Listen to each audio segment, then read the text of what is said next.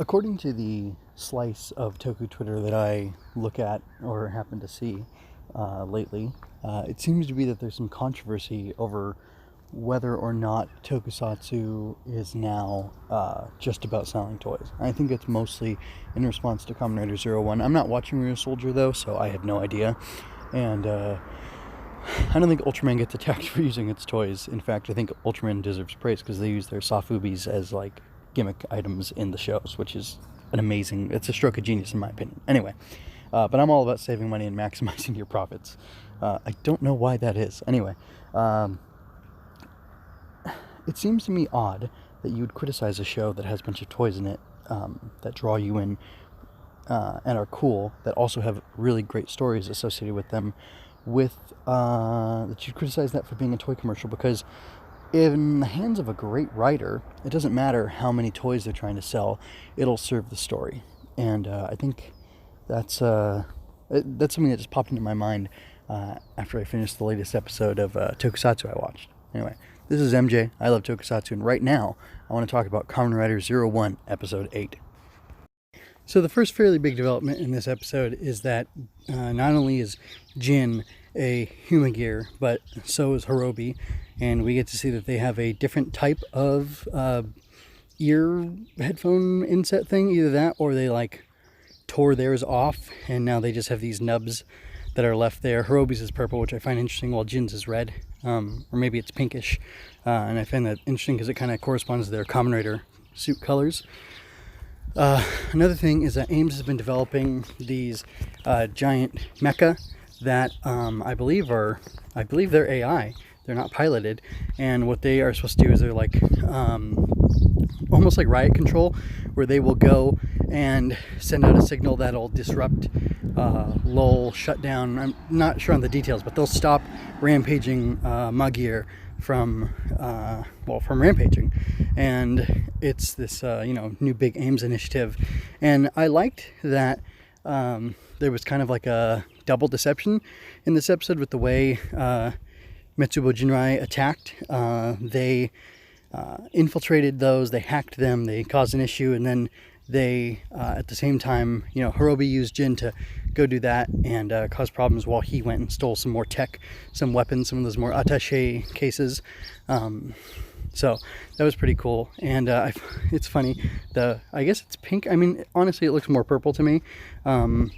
The archer one, I don't know what else you'd call it, but it shoots an arrow from it, and Jin gets that and uses it very gleefully against Valkyrie, against Yaiba. And I also thought it was interesting that Horobi said that Yaiba was going to be their target, and I'm a little confused as to why specifically they were targeting her. But I mean, if you think about it, really, he said that the audience expects one thing from a storytelling perspective, but then they secretly, infiltrate and hack the Giger, or the Geiger, the giant mecha, and they also steal this tech, and then they use this stolen tech to make the attack. So, I mean, it's a pretty neat plan. I'm not going to say the writing was deceptive or sloppy there. I think it was very effective and cool overall. So, I guess another first is that we had one of our Kamen Riders defeated. I believe this is the first time one of the riders has been defeated, and that new tech, the arrow weapon that Jin was using, was really effective. It crashed through the bullet that she shot out, and it knocked her out of her transformation, and that was pretty cool. It's the first time we've seen that. I don't have a problem with it that he defeated this lady rider. I wonder if other people in the Toku Twitter, that's where I see most Tokusatsu fan interaction, if they're going to complain about it at all.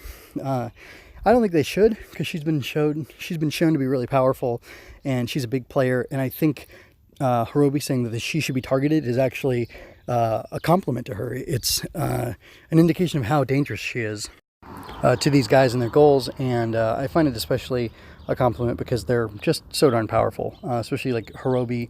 I mean, he's really strong. We could see by the end of the episode just how strong he is, and the fact that he, fears her and deems her a competent target or a worthy target, I think says a lot about her as a character. And I don't know. You can make arguments on either side about that, that they're just pushing her out of the plot, but I don't think that's happening by what happened in the end of the episode. The Geigers did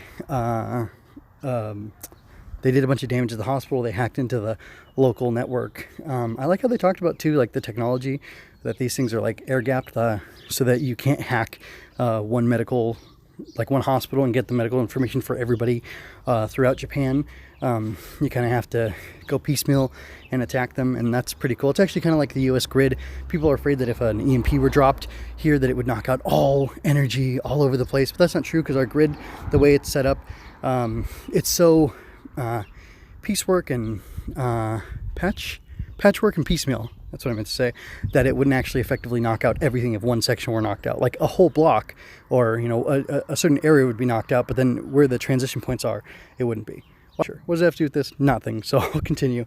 I really wanted to get to the point that the Geigers set up like 20 or so medical Humagir who were helping people that were injured in the attack on the hospital, and then they all get turned into Magir, and they're rampaging, and the riders have to fight them off. And there's this really great shot where Jin calls them all to him because they're friends now, and then he shoots off a shotgun and they all go racing towards the riders. It was very cool, very dynamic.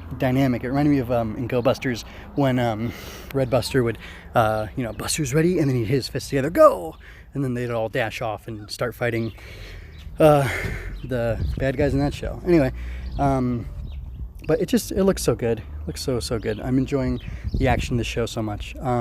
So we got some more development with Isamu, where he confronts Horobi, and he realizes that Horobi is the guy who caused all the Magir to go rogue 12 years ago and caused the death of friends and maybe family too in Daybreak Town. And they have this very personal fight, or it's very personal for Isamu, but like I've heard Aleph from Uncommon Cast RX say before, he loves when a villain says like, oh yes, I killed your family member on this day, like, oh, that day was nothing to me but a Tuesday, like, it didn't matter. And it doesn't matter to Horobi who he killed, because he wants to wipe out all 7.7 billion humans on the planet, and he is cold and calculating, and he talks about that with Jin in the beginning of the episode, and I like the payoff of that, because it made me think like, man, they're really being clear about what exactly the stakes are in this show, that Mitsubo Jinrai wants to kill all these people, like every human on the earth, and that's a crazy that's just like an ambitious goal, and it's very evil, and I don't know, it just matches the character. I like how it all plays in together. It works. It really makes him seem like a threat and like a villain, or like a great villain, and I really like how effective it is. So wrapping up, there's a mention of personal biases. Isamu doesn't like the Humagir, medical technicians, and Yaiba lets them work on her, and he's shocked, and he kind of chides her about that. And she says specifically to him something like, I don't care about your personal biases. I wanted to get back in action as soon as possible, so I used, the greatest, most efficient tool available to me, which was a Humagir doctor. And I like that. I find that interesting. I kind of wonder if personal biases is going to be something that we explore and examine through the course of this show, or Yu Takahashi does, because I think he's an interesting writer, and I kind of think the setup with Exit with the 4 different doctors basically said, there's these issues and different people have different perspectives on them, and we get to see them all work out for themselves what the best way is to do things. And I like that nuance. I like that idea. It's something I want to incorporate in a story. And I mean, it's kind of an age-old thing, but I like so far the perspectives we're getting. Yaiba sees them as tools, the Humagir. Isamu sees them as killing machines, and Aruto sees them as, the manifestation of humanity's dream. And it'll be interesting to see if his perspective gets challenged at all, because so far the show has only gone to prove that he's pretty much right about that.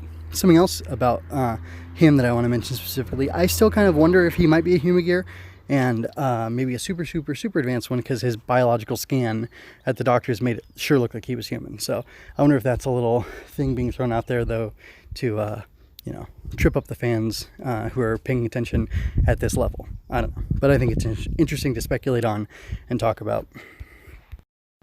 If you go there, you can also find links to my Ultraman show, Going Ultra, and to my comic review channel, Swinging Through Comics. Relevant links are in the show notes. If you had a good time, like and share this. Subscribe and ring that bell to keep up with my weekly coverage of Zero-One. And remember, you don't have to shout henshin to be a hero. I really do have so much more to say, but I'm going to get out of here. I kind of want to laugh at all the people who were talking about how Valkyrie was going to die when Isamu was the first one to be put in mortal danger here. That really tickled me, and I wonder what the reaction is going to be. I'm pretty sure, spoilers, he's probably not going to die, especially if you look at the preview of the next episode, but they don't really say whether or not he lives or dies, but it'll be interesting to see the next episode. Anyway, I'm going to wrap up. Check out mjmunoz.com for more of my work. I'm currently reviewing Spider-Man comics and writing original fiction you can find there. I'm an aspiring author who will gladly accept your financial support through coffee, or you can buy my merch, or you can buy merch from my Redbubble store. MJ Loves Toku can be found on YouTube, iTunes, Google Play, Stitcher, and mjmunoz.com/mjlt, where you can